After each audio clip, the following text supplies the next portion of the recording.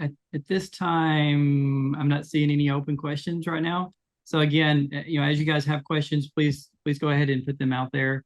Um, and we'd be more than glad. I mean, there's a ton of answered ones, but they're all, I think a lot of it has to do with making sure that everybody can see and a few things, other things as well. So please ask questions. We do have some that I kind of came up with in the group, just to kind of make sure, we can kind of expound on this conversation before I jump into to do anything on my side from the Amtex perspective. Angie's probably a good one for you on the WebFOCUS side, but anybody's welcome to answer. First question being, what do you think is the biggest challenge that businesses face when rolling out analytic tools, and what improvements have you made to ensure adoption? We've been there many times as well with you guys. So. Yeah, it's a great question. And I think lately the trend that we've seen, I touched on this a little bit, is Mhm. the environment that people are wanting their analytics software in, right? So whether they want that available on the cloud to expand their user base, maybe, or if they want it on-prem and have to focus on which resources that they're taking up with their machine and everything. So the flexibility that we have with the container edition, and I know Santosh's data side products as well are all containerized too. I mean, that really allows for the flexibility for any of those configurations, cloud, on-prem, or hybrid. Yeah, I think that's one of the blockers that we've seen is the flexibility of which environment do you want it on and where can you get it. So we're providing that flexibility for sure. Yeah.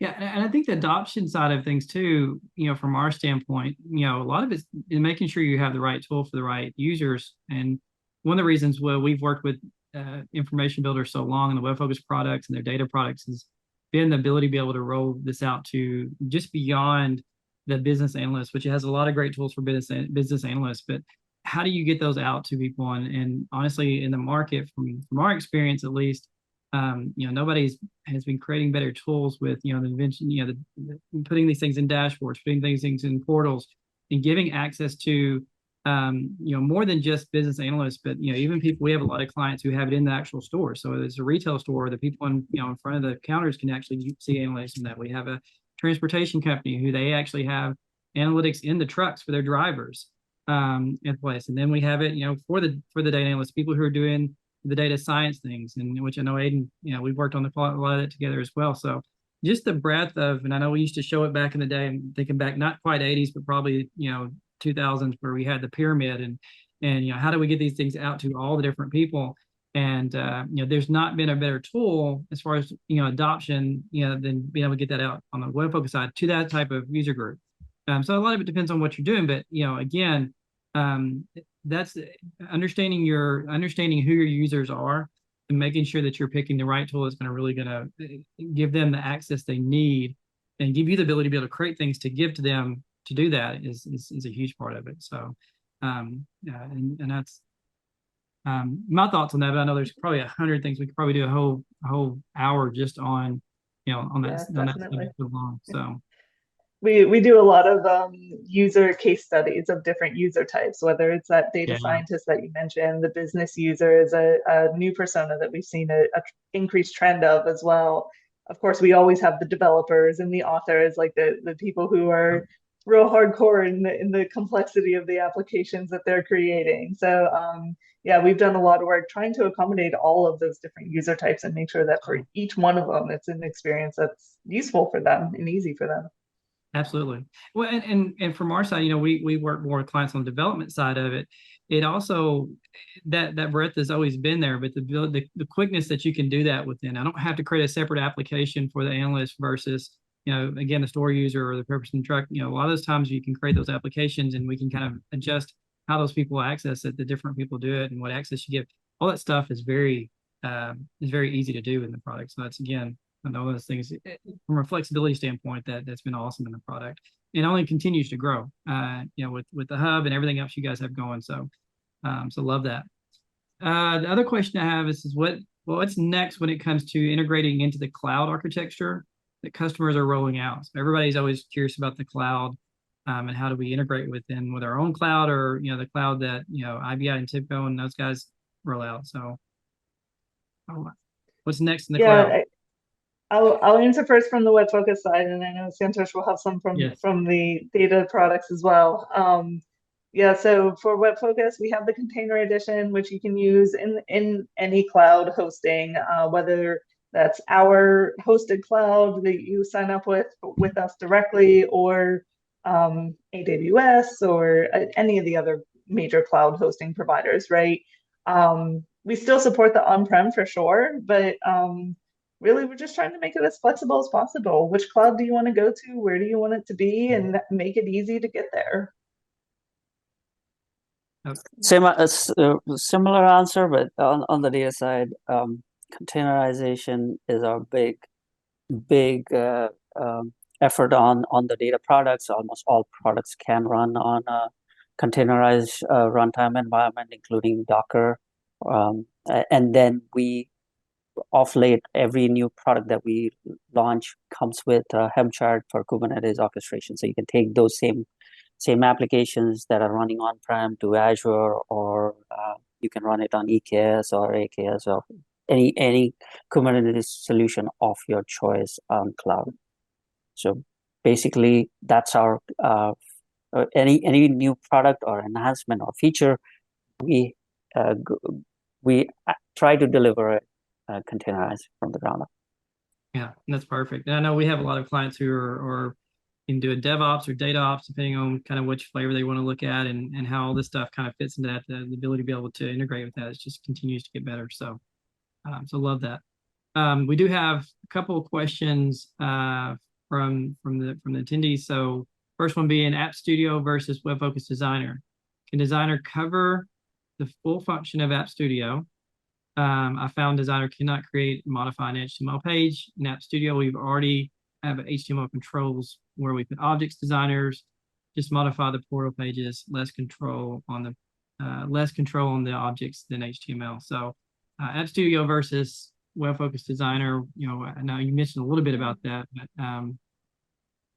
yeah, and I think there's sort of two parts to this question. And I would say, in terms of what can be created in App Studio versus Designer, like absolutely there's a ton of functionality in App Studio. It's years and years of features being added to the product for sure.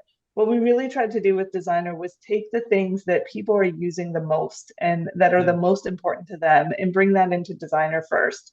We're not stopping yet, I will say. We still have plans to bring even more of those things into Designer over time as well. But we tried to focus on again, no pun intended, I always do that. Focus on what was the most important to the customers and to our users, and try to get at least like 80% of that functionality. And now we'll go to 90% of the things of what's left and so on. And then I would say as well, in terms of bringing in other HTML pages, this is a difference we're seeing in some of the user types that we're accounting for and sort of designing for. What we found is that there really are two different levels of user types. One that doesn't know HTML code, doesn't know JavaScript, doesn't know CSS, and we really wanted to have a tool for them where they can create these responsive, beautiful pages that are very easy to style, very easy to coordinate with each other, not have to worry about any of that internal coding at all.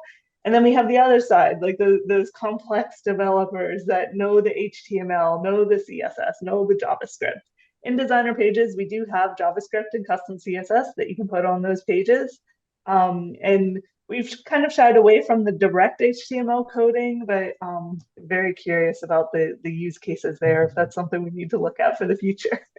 Yeah, and we do a lot of, and we'll talk about that here in a few minutes. We do a lot of upgrades and modernization of platforms from one version to the next, and those ones where people are basically open up in a text file and starting to type stuff in, or they're doing a lot of customization. Those are always the ones that we love it, because I came from a developer background and I love to be able to see the creativity in that, but it also is the ones who have the most problems when you start doing those upgrades.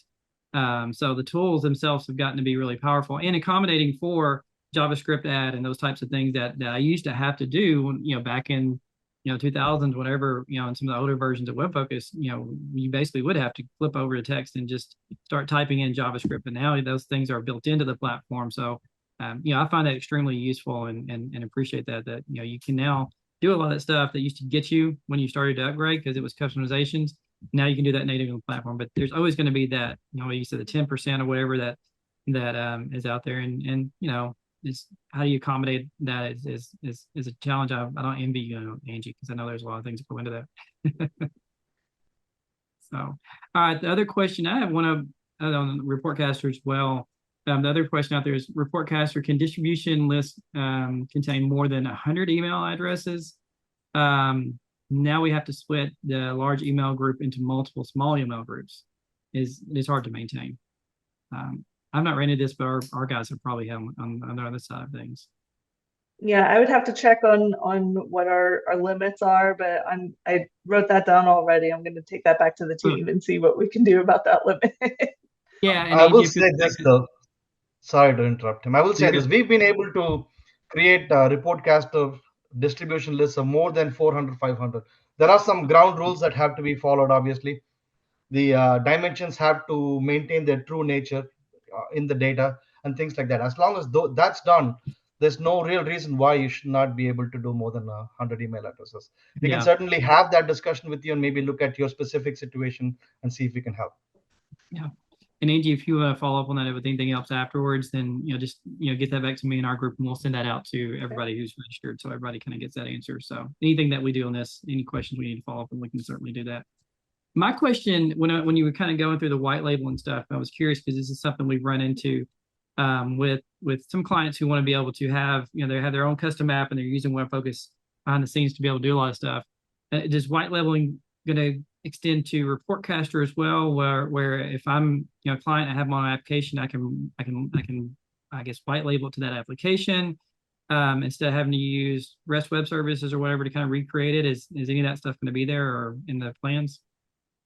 Yeah, so with white labeling overall, we actually did a huge internal project across all of WebFocus to unify essentially the common classes that we're using across, like for style sheets and everything. So when I say that you can change the colors in WebFocus, like it's not just the hub of that screenshot I showed. It's actually your designer tool itself. All of our dialogues that we have, which it will include the ReportCaster dialogues as well. Really everything that you're seeing in a UI in the hub is included in that white labeling now. Yeah, and like I said, it was a huge internal project for us to be able to align everything in that way. But the results are fantastic. That like once you set that white labeling, and I think it's right around 30 colors total to change them. Wow. But once you set them, it applies across the entire environment. I love that. Yeah, and we have a lot of clients that will love that as well.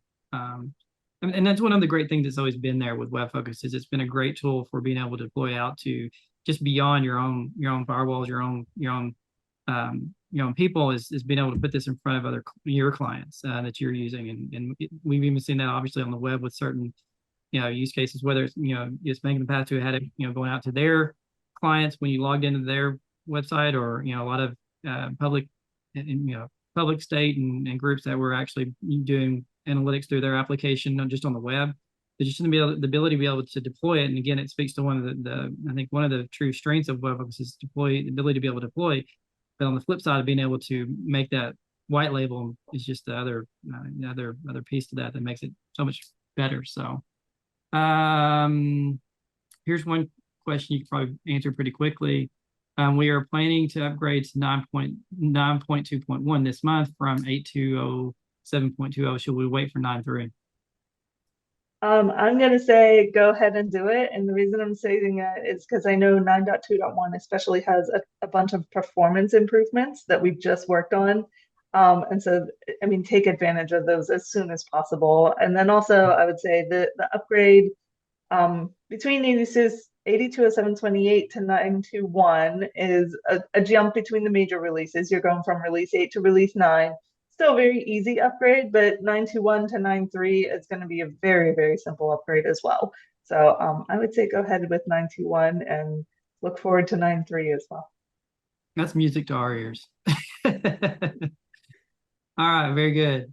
I like this one, of course, Angie and Aiden, I know you're here because you have a lot of experience in the DSML side, so this may be one both of y'all can kind of speak to.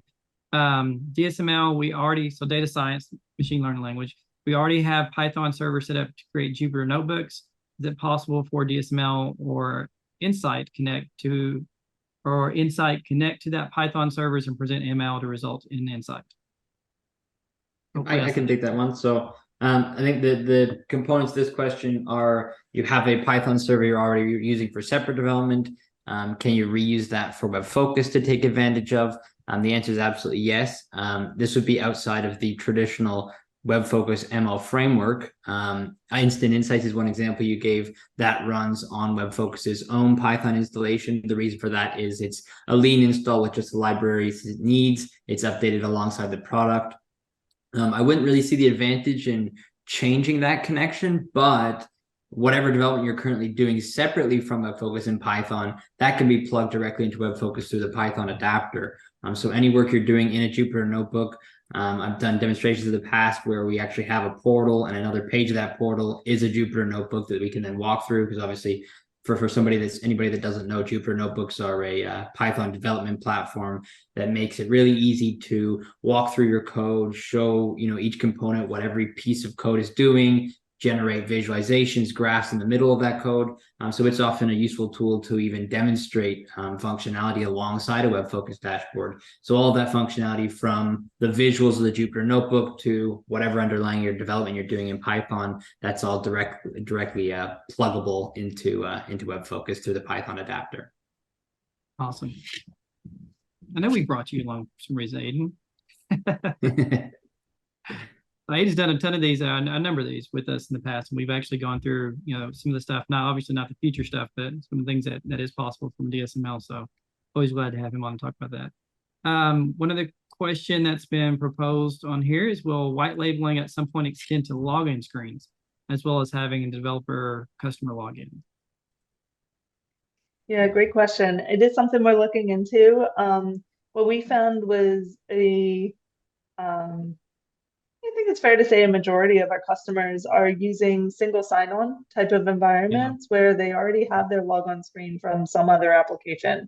Maybe that's their own internal application before they call WebFOCUS. Maybe it's a global company-wide logon before they load WebFOCUS in the browser. So most of the time we've seen the single sign-on where they're not even seeing our logon screens, but that is something we are reviewing for future development in white labeling. Yeah. And that's I would mirror that as well. As most of the clients that we work with who have the need for custom logins, is usually being done through their application that they're connecting to. Not all of them. I think in the past we have had them, but for the most part. So it sounds like things are coming on that anyway. When and what new features do we expect in the upcoming WebFOCUS version? That's a can of worms question, right? I could talk for like 3 hours on those things. I would say a couple of them I kind of highlighted in this session. And I think the rest I'm just going to tease and say, look forward to some of our future sessions and see what's coming when we get closer to those releases. Yeah. Well, Angie, I think that as a commitment, we're going to do multiple of these, then that you'll continue to show those. So that's awesome. So are there any other questions from the panelists? Like I said, we've got the ones on that are in charge of the products. So anything you guys want to know, feel free to jump in real quick. I was trying to look and see if we had any questions I had from mine that did not get answered as part of this. I think a lot of yours that you came up with. I don't know. One of the questions that I think we had come up with that I really liked was, and I think we touched a little bit on this, but from a data science perspective, which is always a lot of the big keywords coming out now, but as far as just our overall approach and how we are, our goals for how we are integrating that and making functionality possible in that, how is that maybe different from others, and what is kind of our thoughts and how we want to be able to integrate that within now and future platforms? You can take this one as well, and then Angie, feel free to add thoughts. Is that all right? Perfect. So, yep. All right. So my thoughts on that question really is, Drag and drop sort of modeling is incredibly powerful, and it's really something that lots of analytics BI tools are pursuing. There's lots of hype around it, right, around AI/ML. But really, at least from my opinion, how WebFOCUS approaches this differently, at least compared to how you see other analytics platforms, is differs in a few different really fundamental ways. I think the first is really how the tool is built. I think our philosophy and engaging with our customers, their philosophy as well, across the tool is really to find use cases that are relevant to business analysts first, and then really build the tool to support that, not the other way around.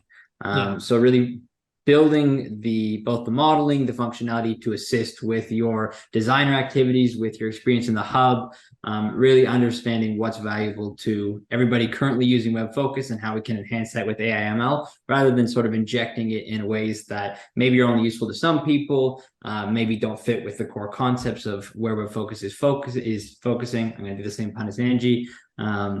And second, sort of tying into that is it's really permeated throughout the tool, right? So the underlying engine that powers WebFOCUS DSML enables the traditional model training, but also I think Angie mentioned a couple of these NLQs, so asking questions to your data in plain English, metadata classification, so intelligently fuzzy matching data sets, instant insights, right? That's in Designer, and I think there was a few questions around that. Really, your exploratory data analysis of correlations, time series trends.